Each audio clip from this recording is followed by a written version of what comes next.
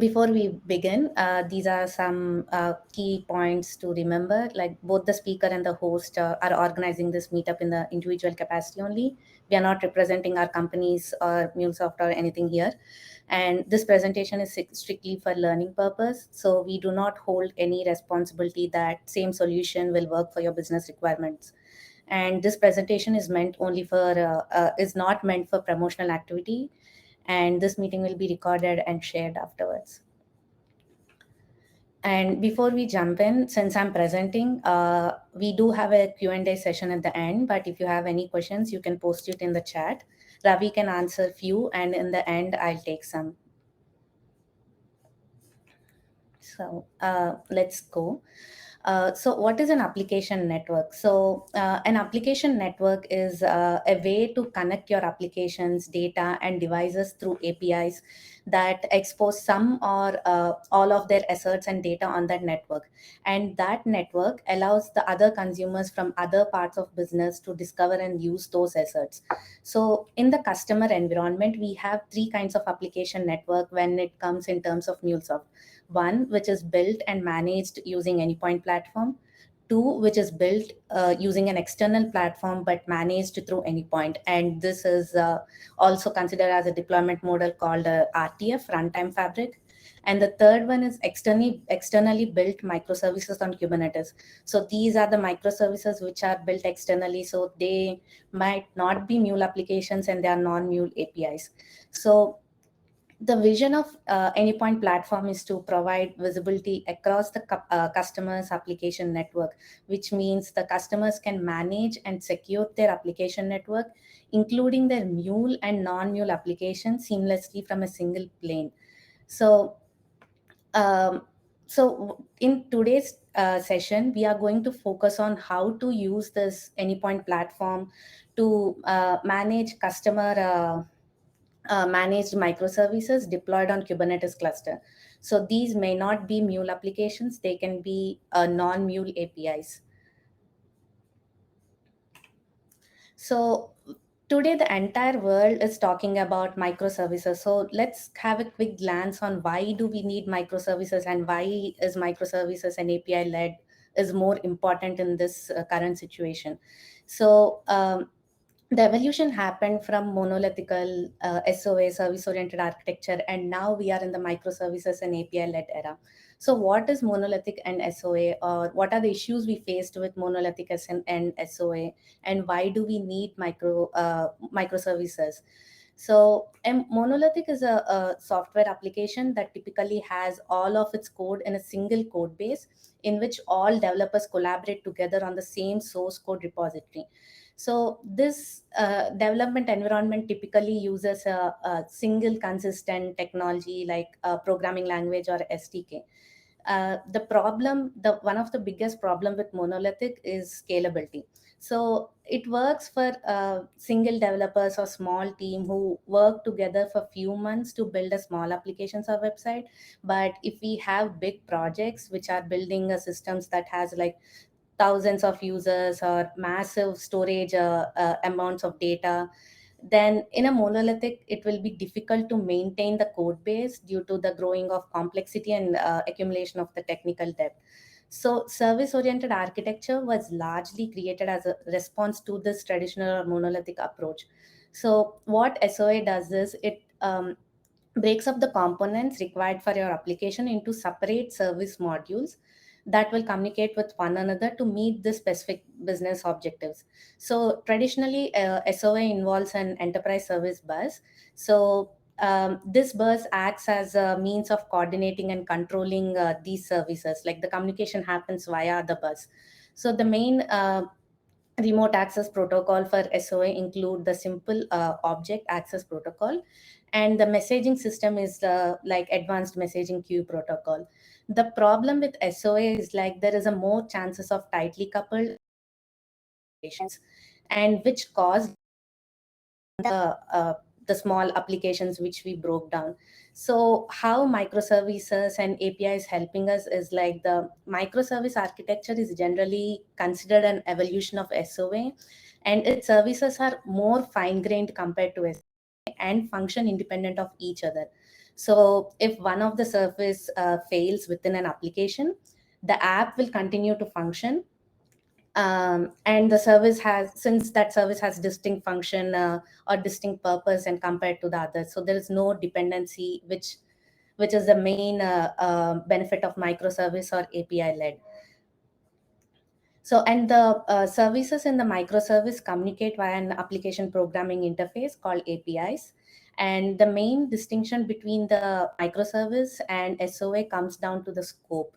So, to put in simple words, SOA has an enterprise scope, whereas microservices has an application level scope.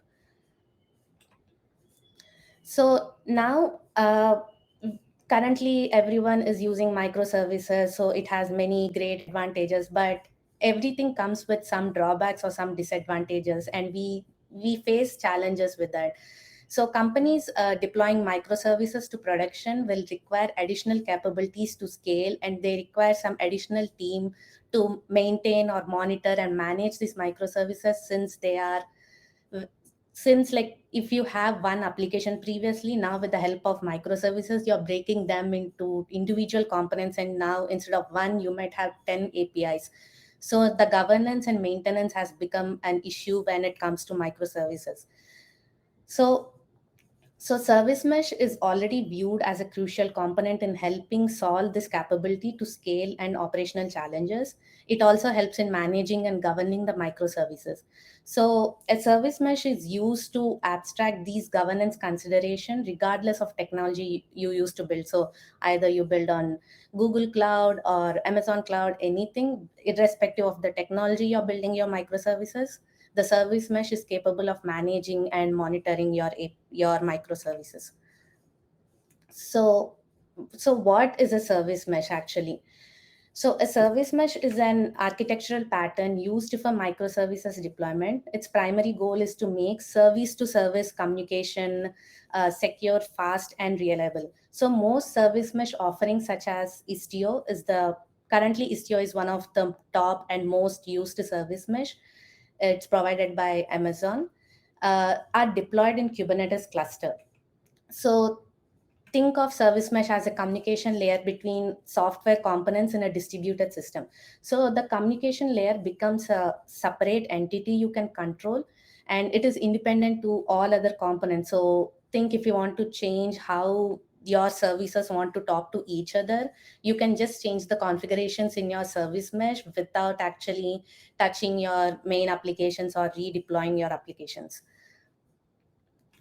So, what are the benefits of this service mesh? It is secure. It secures inter-service communication. That means, in order for a microservice-based solution to work, all services need to communicate with each other over a network calls. So that means this requires a level of access, authentication, and authorization. So think in some scenarios that these network calls may require a different level of authentication. Not all network calls require same level, so you need to manage different level of access or authentication for each network, so that entire burden is taken care by service mesh. And traffic control and fault tolerance. So a form of traffic control is needed to prioritize all your inter-service network calls. So for a variety of reasons, some paths between services might not be available. So in these situations, your network must scatter for failure situation or fault tolerance. So this is also taken care by service mesh. Management and monitoring. So, in a microservice architecture, services are owned and managed by multiple teams. So, these silos often result in inconsistent policy enforcement and governance. So, even like when there are multiple teams involving in developing this microservices, each team might use a disparate set of DevOps tools, and that creates a lot more pain in managing and monitoring. So, with the help of service mesh, even that is taken care. So moving forward, let's see what MuleSoft or what Anypoint Service Mesh is. So on an overview, now we have, when we come to a MuleSoft or Anypoint, what MuleSoft does is it helps in maintaining or managing your APIs. So in your deployment models like Cloud Hub or on-prem or RTF, you're managing and securing or applying policies to your Mule application. But consider your non-Mule APIs. So how do you get them to Anypoint platform, and how do you manage them, like regardless of Mule or non-Mule? How do you manage all your APIs together? So that's where Anypoint Service Mesh is for. So here is the visual presentation of how it fits inside the Anypoint platform ecosystem. So as you can see in the Anypoint platform, on top you have design, manage, and engage.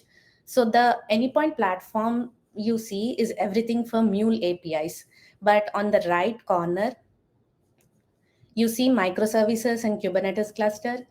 So this is your existing microservice infrastructure, and it's bought into the Anypoint platform via the Anypoint for Service Mesh feature. So let's go in deeper and see how it looks. Across the top, you have Anypoint platform, which, as we know, brings life to our full lifecycle API management capabilities. On the bottom left, we have our traditional offering, the Mule apps hosted in our infrastructure, either can be a Cloud Hub or hosted in customer infrastructure, either can be on-prem or Runtime Fabric. Now, on the bottom right, so we are introducing the management of non-Mule applications. So these are built in any language and hosted in any cluster. So it's more of a robust offering compared to just applying a simple proxy in front of your non-Mule apps. So think of it as it's bringing an existing application network to life within our ecosphere, and we are able to apply our functionalities and next gen capabilities or out of the box policies, anything to those non-Mule APIs. So the one important thing is, like, in order to work or get our Anypoint Service Mesh working, currently Istio is a paramount, and it should be up and running from within the Kubernetes cluster. So from there, so as you can see in the diagram, we have our services. We have Istio installed in our Kubernetes cluster. In the Istio, we install our MuleSoft adapter, which is similar to an application. We just install the adapter. Once the adapter is installed, that is responsible, or that is the one which enables the Anypoint platform to discover these services as applications or APIs in our Anypoint manager. So now, once the gap has been bridged, we can begin to enable the benefits of Anypoint platform to our microservice infrastructure from a centralized control plane. So how does Istio work in Kubernetes cluster? So just I want to give a glance. I won't go deep into about Istio or Kubernetes. So just an overview, just for the starters. So Istio uses Envoy to make services from within the cluster, and they are also called as side proxies. You can see them in the diagram. So these are injected by the Istio, and the sidecar's job is to manage any and all communications from within the services.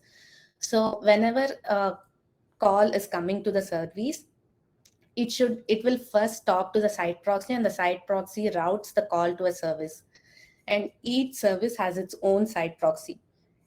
So now, once Istio is properly configured within your cluster, it then becomes the Mule adapter job to make the connection from our MuleSoft control plane to your service mesh. In essence, the MuleSoft adapter enables the sharing of metadata about all the services within your service mesh.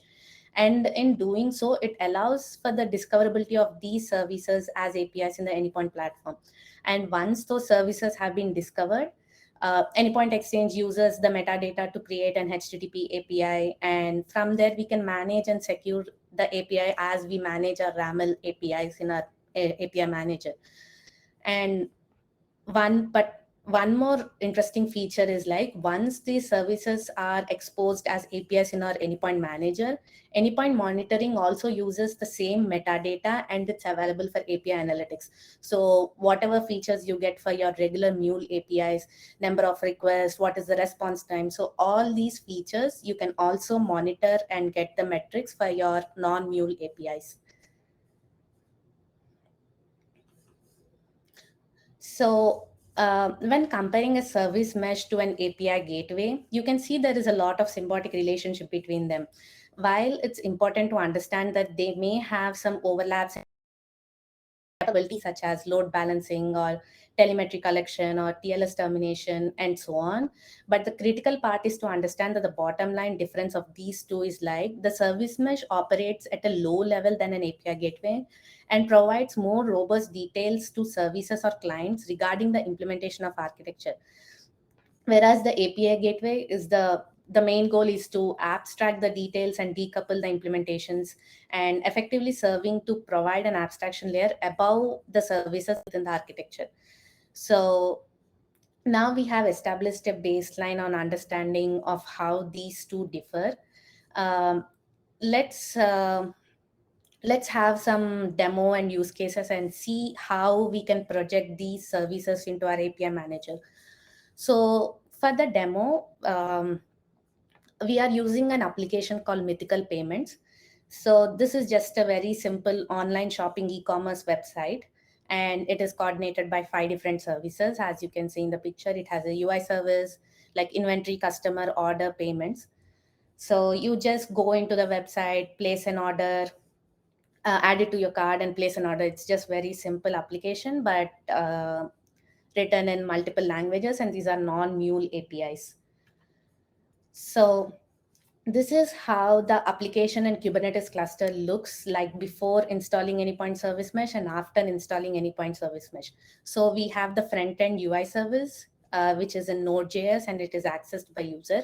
And we have inventory, customer, order, payments in 4 different services, as you can see in Java, Node.js, Ruby, and Python, and they are not Mule APIs. And they are deployed in a Kubernetes cluster in a namespace called NTO Payments. And the challenges we are facing here are like we want to manage the north to south traffic. That means the traffic from outside entering into the your Kubernetes cluster, monitor and control the traffic on services from a single unified platform. And we also want to ensure the east west traffic is fast and secure. So by installing Anypoint Service Mesh, we want to make sure that your Kubernetes cluster traffic between and service to service is not affected or impacted. So this is the overall picture. And once we install the Anypoint Service Mesh, as you can see in the right, in the same namespace, the mixer is nothing but Istio. So once we install the Istio, as you can see the red color envoys, those are the sidecars which are injected on each of your service. And after we install the Istio, the MuleSoft adapter has been installed, and the adapter talks to these envoys and communicates to our control plane. Okay, so now let's go to our EC2 instance, and I would like to show some demo on how this works. So I'll be presenting a different screen. Just give me a second.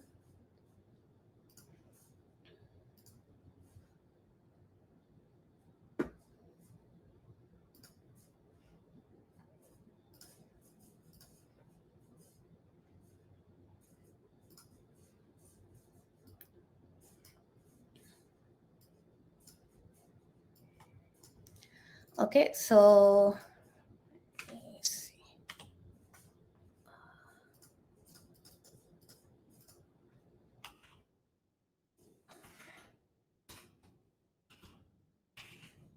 This is our additional command where we have to log into our AWS. I'm just logging into my AWS account. Just give me a second.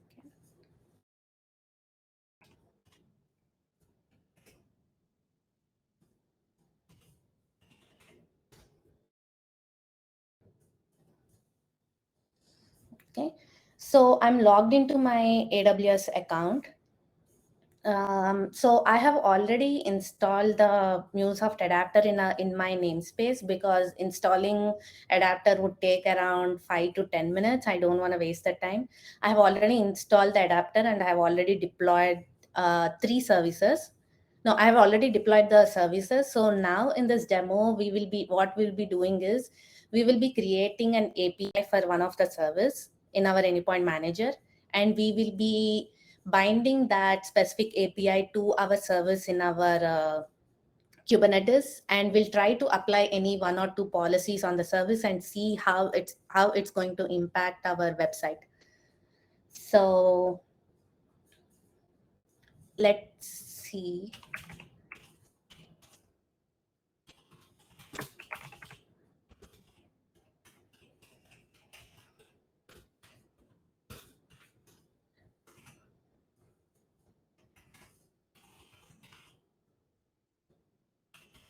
So our application name is Mythical Payments, and I just created a namespace in my Kubernetes cluster called Mythical Payments Demo. So minus n represents the namespace. So I'm getting the pods and services in that particular namespace.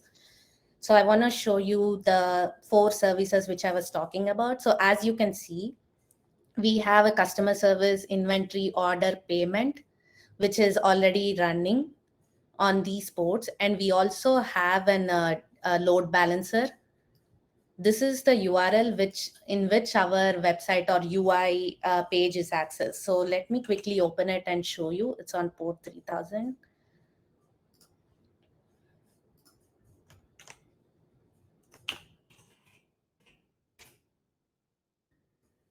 So this is the website which I was talking about. So you just select an item, add to the cart, go to checkout, enter some email ID, continue, authorize payment. So this is how by default the applications or our demo environment works. So that means our EC2 instance and our services are up and running and it's working. So let's go back to our terminal. So now I told I have already installed the adapter. So I want to show you how the adapter looks. So ASMCTL are the Anypoint Service Mesh command. So when you install the adapter, you should also install this command line for the service mesh commands to work.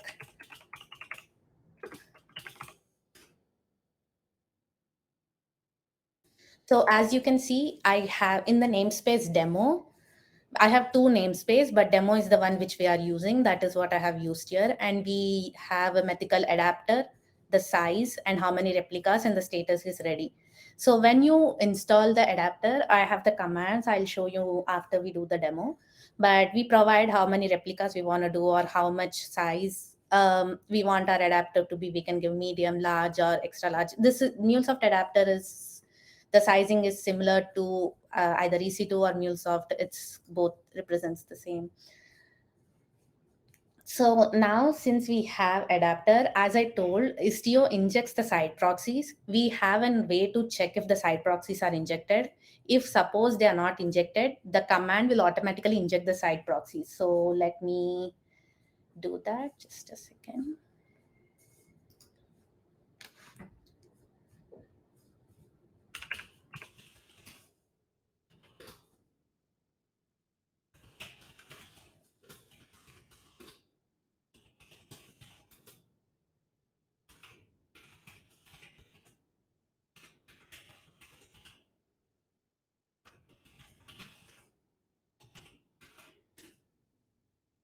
So it's checking for the sidecars for the namespace demo. And if they are injected, it shows, or else you can see the pod, the sidecars are injected for these 3. You can see they are injected for customer, inventory, order, payment, and our UI service. So the sidecars are injected. So now we have adapter in place, we have sidecars in place, and our services are up and running. Now what we need to do is we need to create an API in our Anypoint manager, and we need to bind those.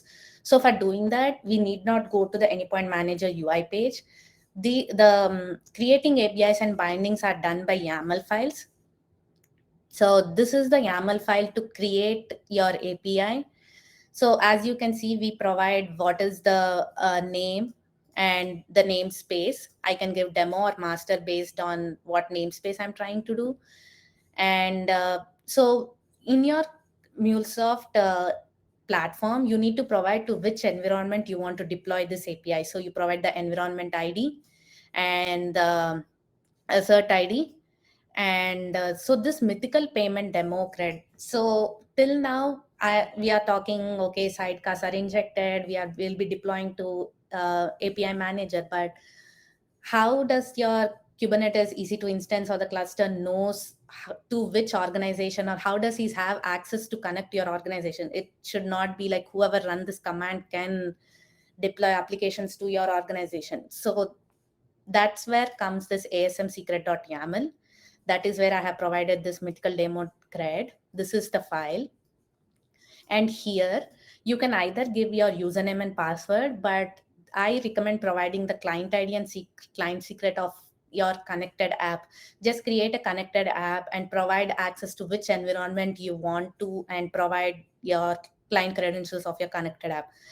And we run this file before we apply the APIs or apply the binding. So once this file is ran, it creates this mythical payment demo credentials file, and we use that in our creating API. So that's how it knows it has access and which organize how to access it is authorized to deploy the API. So let's run this YAML file and see if the API is created. So before we run, I want to show you so these are the 3 APIs I have already deployed, but there is no customer. So we will be doing that now. Let me go and apply this. Okay, so I need to go. So when you apply the command, make sure you're in that file location where the your YAML file is located at. Sorry.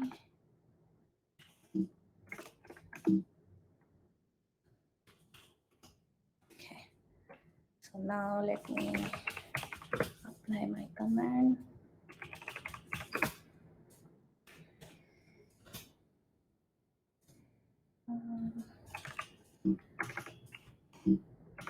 Let me see what my file name is. Just a second.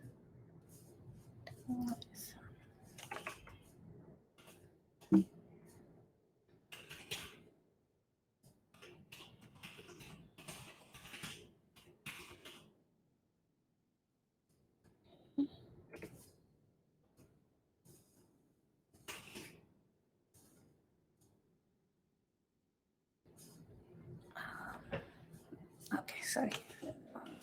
Just give me a second for that. Sorry about that.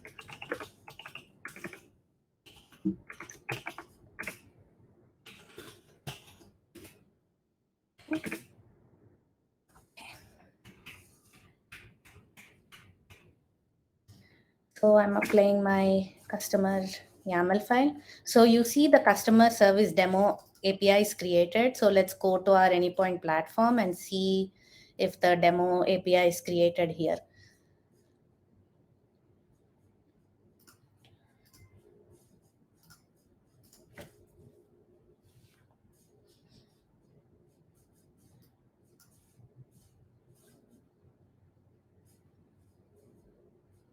Let me go to the API manager. And I have provided a specific environment. So I'll go to that environment where I'm going. So as you can see, the customer service, but it's unregistered. So I still did not link my API to the service I just have created. And how do we differentiate if this API is your RAML HTTP API or if it is a non-Mule API? So when you scroll down here, you can see the application type, and this is selected.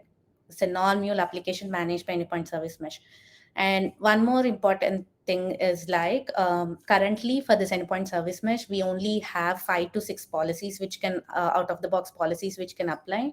There are not many more, but yet to come. So now since we created the API, let's go and bind this to our service. So for that, we are going to use a binding customer YAML file. So we provide what in which namespace we are binding, and we are binding to which API and the adapter. So it's very simple YAML file. And if we have 10 or 12 APIs, you can provide all the binding information in a single YAML file. You need not maintain multiple for that. So a single file is sufficient to run these commands. So let us go back to our terminal. So now let me bind this API. So you're gonna just apply the API, we'll just apply the binding customer.yaml file. ASM demo binding. Okay, so this is the correct one.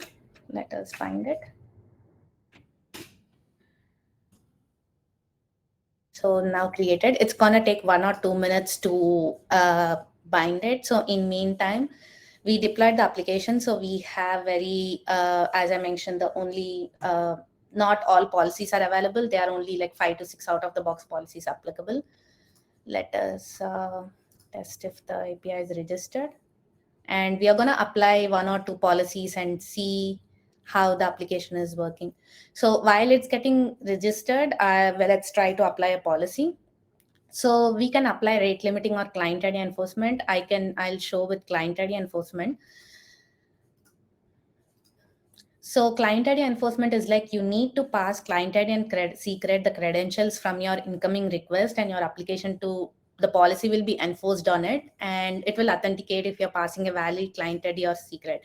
But since it's a change and we are not in the UI, we are not passing any client ID credentials since it's a customer. So when we give our email ID, since we're not passing client ID credentials, the app should fail. So I'm adding this to cart. So here it should not authenticate me because I'm not passing any client ID credentials. As you see, account retrieve failed. But before when we tried, it passed on. So I think this isn't registered. So let us check it real quick. Let us go back and get back to it again.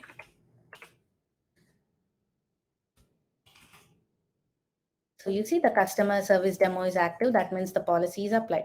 So now let's try really quick one more policy. I'm gonna remove this. So now here, technically it should pass this step. It's gonna take 1 or 2 seconds, but we can try it in next process. I'll apply a rate limiting policy. Let's do it. Maybe like 2 requests for 1 minute. So if I do more than 2 requests, it's gonna fail. So, okay, let's go back to the page, refresh it. Okay, I'm gonna add this to the cart. So we have 2 items in our cart, continue. And now you see the authentication has passed because the client ID enforcement policy has been removed. So authorize payment, place order successfully placed. I'm gonna place another one. This one should also pass. It's just a dummy application. Now, when we do a third one, because of the rate limiting policy, at the checkout page, okay, wait, let me.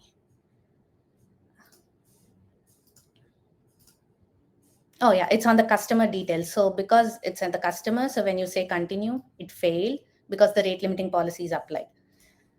So if you apply a payment API, you will pass through this, and at the payment page, it's gonna stop. So based on what API you're applying, the policy will be enforced. And one last thing before we conclude, I want to show you the analytics as well. Let's go to monitoring.